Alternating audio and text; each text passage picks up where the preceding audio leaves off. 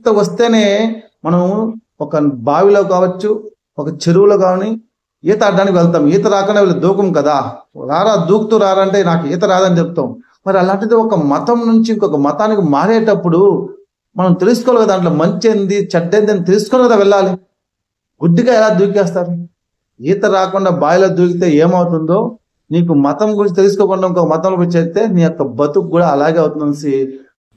మనసున్న నా తెలుగు ప్రజలందరికీ నమస్కారం. ఈరోజు టాపిక్ ఏమిటంటే, ఈ భూమి ఎప్పుడు పుట్టిందో ప్రతి ఒక్కరికి అవగాహన ఉంటుంది. అలాగే ఈ భూమిపైన మొట్టమొదటి మతం ఏది పుట్టింది, అలాగే ఈ జుడాయిజం, క్రిస్టియానిటీ అండ్ ముస్లిం, ఇంకా ఎన్నో మతాలు ఈ భూమిపైన పుట్టాయి. ఇవన్నీ ఎప్పుడు పుట్టాయి, ఎలా పుట్టాయి అనే విషయం గురించి తెలుసుకుందాం. తెలుసుకునే ముందు ఇంకా మన యొక్క ఛానల్ ఎవరైనా కొత్తగా చూస్తూ ఉంటే సబ్స్క్రైబ్ చేసుకోండి. అలాగే వీడియోని ఆఖరి వరకు చూడండి, అప్పుడే మీకు అర్థమవుతుంది. వీడియో నచ్చుంటే ఒక లైక్ అనేది చేయండి. ఇక టాపిక్లోకి వెళ్దాం రండి. ఈ మధ్యన నేను ఒక ఛానల్ చూస్తున్నప్పుడు ఒక ఫారినరు ఇంటర్వ్యూలో ఈ యొక్క క్రైస్తవ మతము, యూదు మతము ఎలా పుట్టింది ఏమనేసి ప్రశ్న వేసినప్పుడు ఒక పరిశోధకుడు చెప్పిన జవాబు ఏంటనేది మనం ఈరోజు చూద్దాము. ఇదేమిటంటే, అతను ఈ ప్రపంచంలో మొట్టమొదట పుట్టిన మతం ఏంటని ప్రశ్నించగా, అందుకు ఆ పరిశోధకుడు హిందూ మతమే ఈ ప్రపంచానికి క్రైస్తవ మతాన్ని, యూద మతాన్ని, అలాగే ఇస్లాం మతాన్ని ఇచ్చిందనేసి చెప్తున్నాడు. అలాగే క్రైస్తవ మతానికి హిందూ మతానికి మధ్య సంబంధం ఏంటని అడిగినప్పుడు, హిందూ మతం క్రైస్తవ మతానికి తల్లి లాంటిది, అది హిందూ మతం కాకపోతే క్రైస్తవ మతం ఉండేదే కాదు, హిందువులే క్రైస్తవ మతానికి జన్మనిచ్చారు అని చెప్తున్నారు. అలాగే అబ్రహం మరియు సారా సంగతి ఏంటి, వాళ్ళంతా ఎవరని అడిగితే అందుకు అతను సమాధానంగా అబ్రహం అనే అతనే లేడు, అబ్రహము ఎక్కడ అనే పేరు అనేది లేదు, ఆ అబ్రహం అనేది బ్రహ్మ అనే పేరు నుంచి పుట్టుకొచ్చింది. భారతదేశంలో బ్రాహ్మణ అనే ఒక మతపరమైన నమ్మక వ్యవస్థ ఉండేది. మరియు వాటిని ఆ పేరులో ఉన్న ఆ బ్రాహ్మణ, బ్రహ్మ అనే పేరులోనేసి నుంచే అబ్రహం అనే పదము పుట్టింది. కానీ అంతకుముందు అబ్రహం అనే పదం అనేది లేదు అని చెప్పారు. అలాగే భారతీయులు బ్రాహ్మణ మతం నుండి వచ్చాడు, మరియు బ్రాహ్మణ మతంలో మీకు ఒక దేవత ఉండేది, ఆ దేవత పేరే సరస్వతి అని పిలుస్తారు. కాబట్టి ఆ బ్రాహ్మణ మరియు సరస్వతి ఉంది, కానీ అబ్రహం మరియు సారా అనేది లేదు.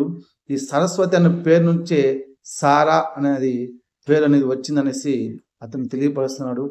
అలా ఇస్లాం మతం కావచ్చు, క్రిస్టియానిటీ మతం కావచ్చు, యూద మతాలు అనేసి కూడా ఇలా వాళ్ళకు సంబంధించి ఒక వ్యక్తి ఇలా క్రియేట్ చేసింది తప్ప కంటి ముందరైతే ఎటువంటి సాక్ష్యాలు, ఆధారాలు లేవనేసి తెలియపరుస్తున్నాడు. ఈ క్రిస్టియానిటీ మతం కావచ్చు, ఈ యూదులు కావచ్చు, ఈ మతాలు అన్నీ కూడా హిందూ మతం నుండి వచ్చినట్టువే, కానీ అబ్రహం అనే పేరు అనేది ఎక్కడా లేదని తెలియపరిచాడు. అలాగే ఈ ప్రపంచంలో మొట్టమొదట మతం కూడా హిందూ మతమే, దాని నుండి వేరే వేరే మతాలు పుట్టినవి. కావున మనం తెలుసుకోవాల్సిన నిజం ఏంటంటే, ఈ భూమిపైన హిందూ మతమే మొట్టమొదట పుట్టింది, అదే ఈ భూమికి తల్లి లాంటిదని తెలియపరిచారు. కాబట్టి ఇది మనం చెప్పింది కాదు. ఫారెన్లో ఒక క్రిస్టియానిటీ వాడు ఇంకొక క్రిస్టియన్ పరిశోధకుని అడిగినప్పుడు అతను చెప్పిన సమాధానం. కావున ఇలాంటివి చాలా మంది, అంటే ఫారినర్స్ క్రిస్టియన్ మతంలో ఉండేవాళ్ళే పరిశోధకులే ఎంతోమంది తెలియపరుస్తున్నారు. ఈ యొక్క క్రిస్టియానిటీ మతం అనేది ఎటువంటి ఆధారాలు కనబడడం లేదు అనేసి. ఆ ఆధారాలు కనబడడం లేదు కాబట్టి తెలుసో తెలియదో చాలామందికి తెలియకపోవచ్చు. 2015లో 195 దేశాలు కలిపి క్రీస్తు శకము, క్రీస్తు పూర్వం అనే పదాన్నే తీసేశారు. దాన్ని బట్టి మనం అర్థం చేసుకోవాలి. ఎందుకంటే ఈ క్రీస్తు అనే అతనికి సంబంధించిన ఆధారాలు ఏమీ లేవనేసి దాన్ని బట్టి మనం అర్థం చేసుకోవాలి.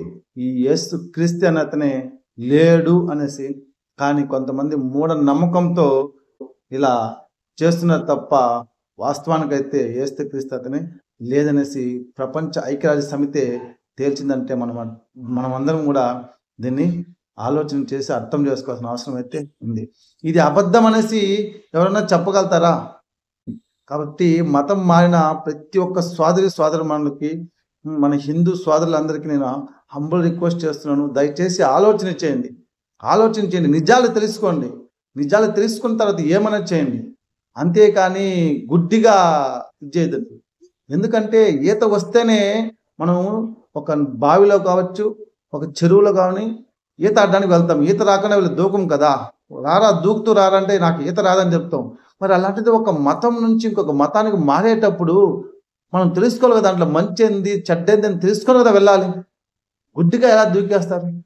ఈత రాకుండా బావిలో దూకితే ఏమవుతుందో, నీకు మతం గురించి తెలుసుకోకుండా ఇంకో మతంలోకి చేరితే నీ యొక్క బతుకు కూడా అలాగే అవుతుందనేసి ప్రతి ఒక్కరు గమనించాల్సి హంబుల్ రిక్వెస్ట్ చేస్తున్నాను. మతం మారిన వాళ్ళు ఇప్పటికే మించిపోయింది లేదు.